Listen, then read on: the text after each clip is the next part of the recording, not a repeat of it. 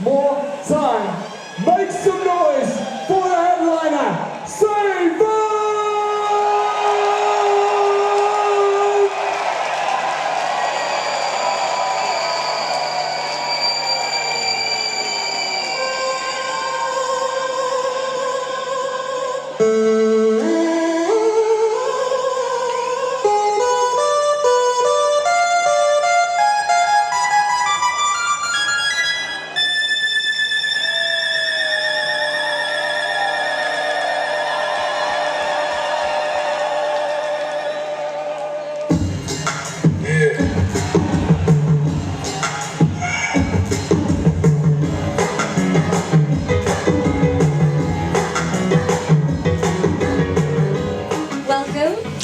Welcome to Electric Brixton, welcome to London. We are backstage at Electric Brixton for your UK debut. Welcome, Savant. Thank you. How's your day been? Whew, it's flown by. It's flown by. I got to see this much of London, you know, so I got the top of Big Ben. Yeah, no, I didn't get to see that even. I saw a bridge, and yeah, that's kind of it. I have a picture on my phone. I have a picture on my phone, and I looked out the window the whole trip from the airport. So I got a little bit of buildings with me, you know. I don't know building or two. That's enough for your first time. That's enough for my first time. But this is like really cool because it's like going to the moon. You know you're going back, right? You just have to be there and like check it out first, you know. It's like, you think you're going back? I think so. Yeah. I hope there's a reason to go back though. I hope they want me back. You know? So you were here obviously for your UK debut. Yeah, that's exciting. What's the plan? What can the UK expect from you? Oh, I think it's gonna be the show has been very tailored to what's going on with my music and stuff, so it's gonna be very like a synergy between the show and what I'm gonna do, because they plan dancers and big stage setup and everything, so it's gonna be very, I don't know, uplifting, you know, literally, because of the like elevated stuff. But it's gonna be really cool. I can't wait. I have never had like dedicated dancers before. I've only had like a go-go or something like that. So you're gonna be on stage, are you? Yeah. So I think this is gonna be amazing. Actually, it's very themed too. It's very like this old kind of Victorian, gothic steampunk thing, and I love that shit. So are you going to be playing a lot of new stuff tonight? Yeah, it's going to be a mix of what I'm working on and what I recognize people like to hear of my music, because I don't play other people's music. I only try to play my own. So it's like more of a concert than a DJ set, because a DJ set is supposed to be like the radios were back in the day. Like you play the hits or something. You play shit people want or recognize, you know. I bet like 10% of the crowd recognizes half of the shit. That's my kind of show. And I don't know. I remember when I grew up, there was like, I just found CDs with random DJs and producers, and nobody really knew who they were because they just had one track here and there. So it was pretty. I think that you're discovering new stuff, and like people, they're like, what is this? I haven't heard it before. Where can we find it? Where can we find more? I think that feeling is so much better than just to sing along, you know. It's that opening the brain. I've actually found out what I'm doing. It's the opposite of what for instance a trance DJ is doing. He's trying to put them into a trance with tribal rhythms, like it's like the old school back in the drumming around the campfire stuff, right?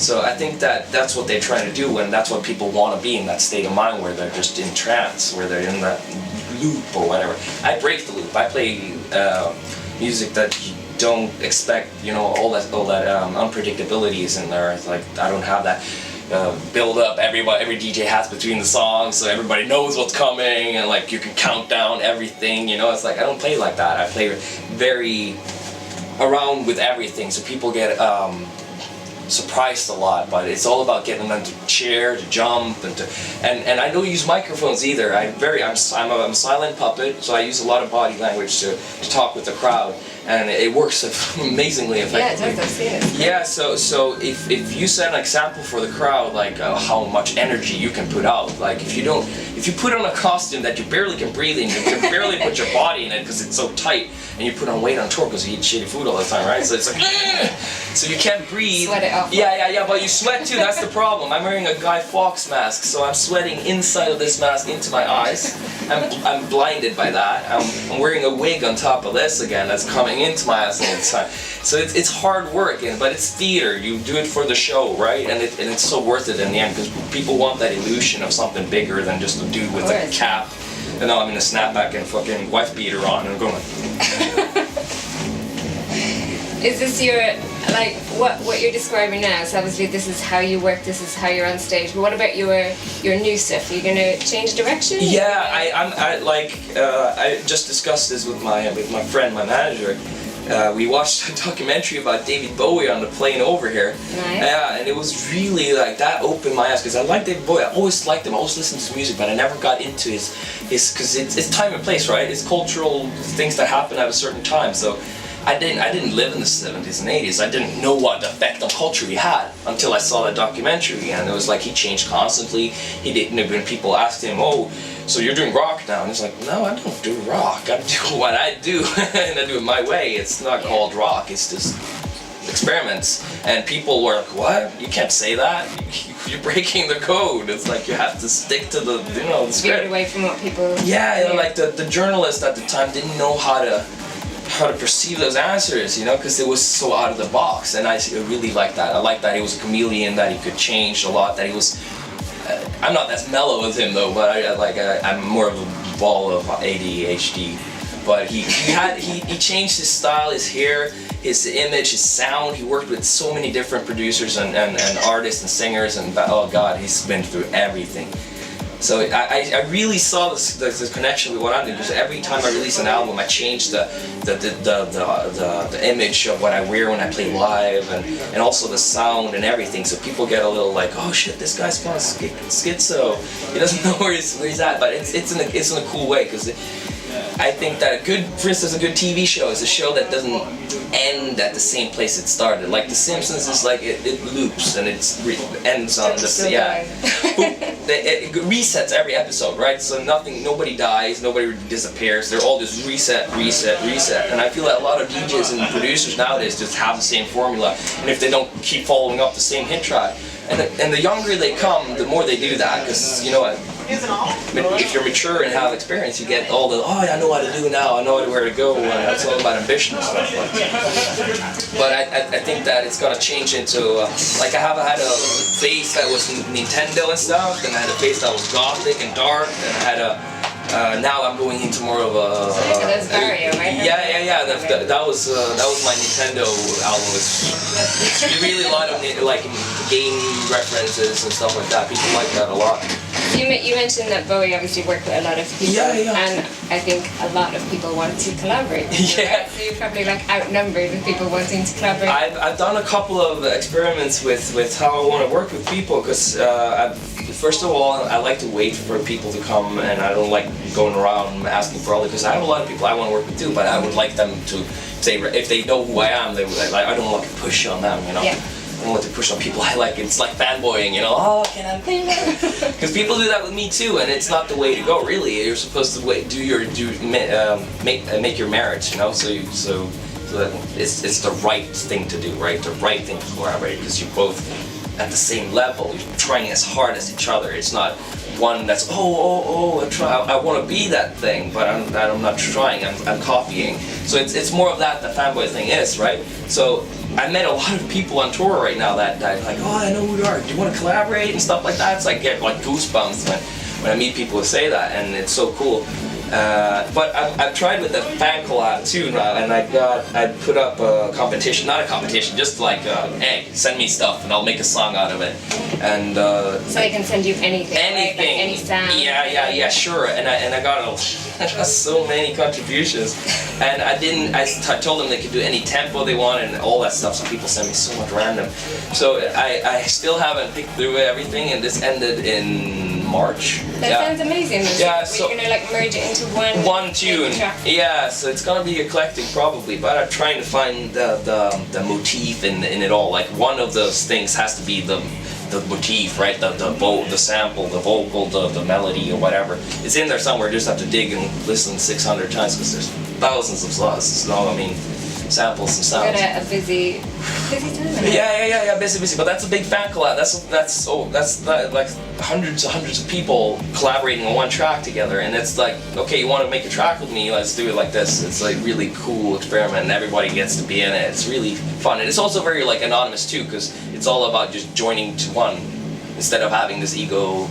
Like everyone contributed. This is 300 people who made this track, like, or 400. Amazing. It's like a crazy feeling. 1,000. Oh. Thousands. Yeah. He knows better than me. Speaking of high numbers, so I think I read somewhere that you wanted to like push out about 8 albums this year. Yeah, but how are you gonna? when I get back from this trip right now, I'm going to release a new album soon. I have 2-3 weeks left of production on it. Amazing. And it's gonna be a very big album for me because I get to do a lot of stuff I haven't before. Because I lived in an apartment building before where I couldn't sing at any hour I wanted. I had to be like quiet between 11 and at night to like 10 in the morning. Yeah, so I've been limited to what I could do.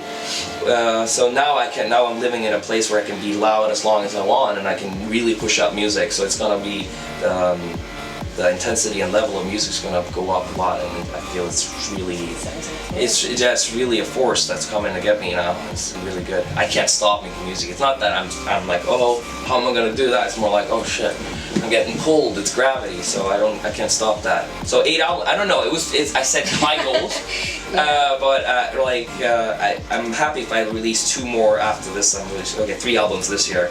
So, and I haven't released anything yet. Shit, I've been touring too much. I hate touring too much because I don't get to make music. I need to make music, you know? Are you going to be, can we expect to see you at UK festivals? Oh, like next year, like 2015 is going to be crazy. Like I want to have a big production show. I want to have like big crew, band, you know, all that stuff. It would be amazing to have something like that and have a big festival gig where you can actually have big stage, big crowd, and they get the money's worth, not just CD players, you know, and stuff like that.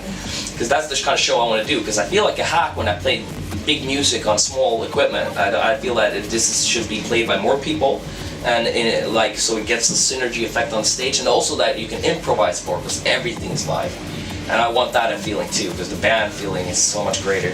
Well, I look forward to seeing that. Yeah, because how are we going to transform all this dubstep and craziness into a band thing, and it would be cool to have like a Kiss-style symphony orchestra behind there with all Guy Fawkes masks and shit. That would be That would look pretty nice to have. Yeah, that would be cool, and like have fireworks and have like a miniature parliament on the front of the stage that blows up at the end. Sure. Thank you so much for giving me some time, and you're going to have an amazing gig. There's a lovely stage down there and a big crowd waiting for you. I can't wait. I'm excited. Yeah. Thank you so much. Thank you.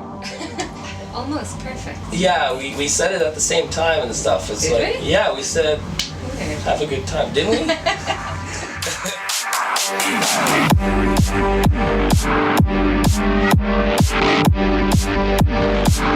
we?